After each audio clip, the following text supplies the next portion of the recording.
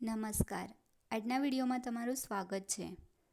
આવનારી police constable અને સીસીઈની પરીક્ષા માટે ઇતિહાસના અગત્યના પ્રશ્નો આ વિડીયોમાં લીધેલા છે, જે આવનારી પરીક્ષામાં તમને ઉપયોગી બની રહે. આ ચેનલ લાઇક અને સબસ્ક્રાઈબ કરશો, જેથી દરેક વિડીયો તમારા સુધી પહોંચી શકે. પહેલો પ્રશ્ન છે, ગુજરાતનું કયું સ્થળ જે સિંધુ ખીણની સંસ્કૃતિના બંદર તરીકે જાણીતું છે? લોથલ.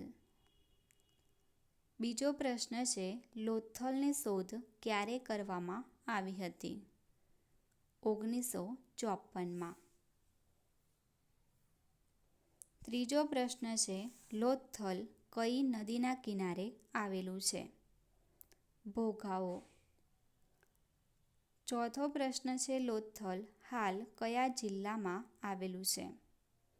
અમદાવાદ જિલ્લામાં. પાંચમો પ્રશ્ન છે, શક સંવતની શરૂઆત કઈ સાલથી થઈ? શક સંવતની શરૂઆત ઈસવીસન 78થી થઈ. છઠ્ઠો પ્રશ્ન છે, શક સંવત અને વિક્રમ સંવત વચ્ચે કેટલા વર્ષનું અંતર છે? શક સંવત અને વિક્રમ સંવત વચ્ચે 134 વર્ષનું અંતર છે. સાતમો પ્રશ્ન છે, ભારત સરકારે કઈ સંવતને રાષ્ટ્રીય પંચાંગ તરીકે જાહેર કર્યું છે? ભારત સરકારે શક સંવતને રાષ્ટ્રીય પંચાંગ તરીકે જાહેર કર્યું છે. આઠમો પ્રશ્ન છે, ગિરનાર શિલાલેખમાં કયા કયા રાજાઓના લખાણ મળ્યા છે? ગિરનારના શિલાલેખમાં અશોક, રુદ્રદામા અને સ્કંદગુપ્તના લખાણ મળ્યા છે. નવમો પ્રશ્ન છે, ગિરનાર પર શિલાલેખ લખાવનાર રાજાઓમાં મૌર્ય વંશનો રાજા કોણ હતો? અશોક. 10મો પ્રશ્ન છે, ગિરનાર શિલાલેખ લખાવનાર ગુપ્ત વંશના રાજાનું નામ જણાવો. સ્કંદગુપ્ત. 11મો પ્રશ્ન છે, ક્ષત્રપ વંશના કયા રાજાએ ગિરનાર પર શિલાલેખ લખાવડાવ્યો હતો? રુદ્રદામાએ.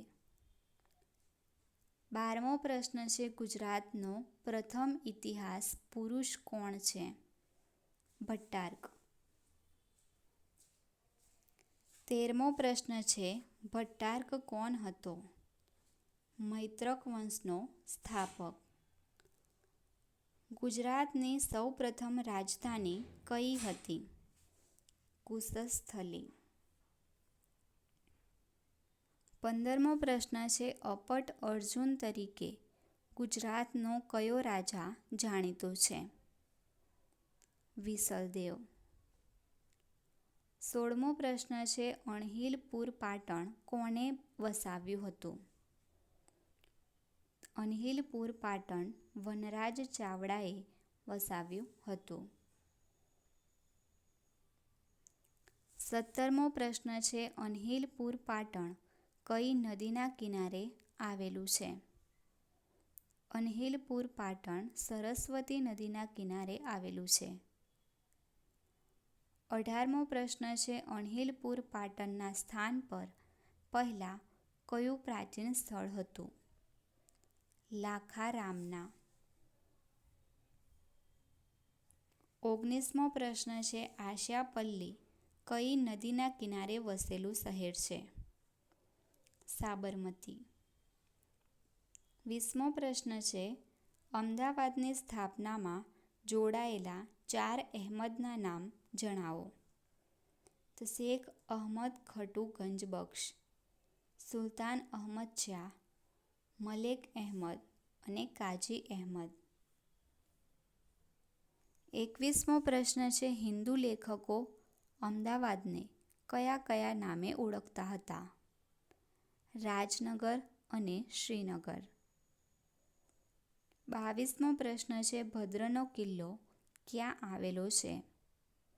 અમદાવાદમાં. 23મો પ્રશ્ન છે ભદ્રના કિલ્લાનું બીજું નામ જણાવો. અરકનો કિલ્લો. 24મો પ્રશ્ન છે અમદાવાદની શહેરની પહેલી પોળનું નામ શું છે? મુહૂર્ત પોળ. 25મો પ્રશ્ન છે અહમદ શાહનો રોજો ક્યાં આવેલો છે? અમદાવાદમાં. 26મો પ્રશ્ન છે બાદશાહનો હજીરો એટલે? અહમદ શાહનો રોજો.